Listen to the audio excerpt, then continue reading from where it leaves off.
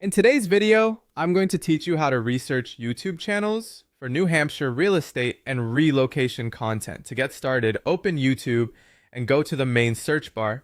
You'll be looking up three specific search phrases: New Hampshire homes moving to NH and Manchester NH real estate.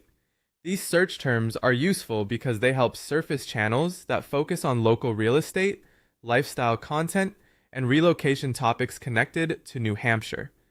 The goal here is to identify creators and businesses already publishing in this space. Start by searching the first phrase, then review the results carefully before moving on to the next one. After that, repeat the same process for moving to NH, and then again for Manchester NH real estate.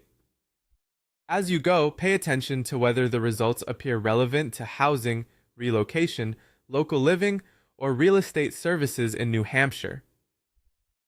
Staying focused during this part will help you avoid collecting channels that mention the area only casually or aren't actually connected to your niche. Once you've searched each phrase, filter the results by channel. This is an important step because it removes a lot of the distraction from individual videos and helps you focus directly on the creators or brands behind the content. Looking at channels instead of standalone videos makes it much easier to compare audience size, branding, and local market focus. Next, begin recording the contact email listed for each relevant channel along with the subscriber count. Keep your notes organized as you work so you can compare channels later without having to search everything again. If a channel doesn't publicly display an email, simply skip it and continue.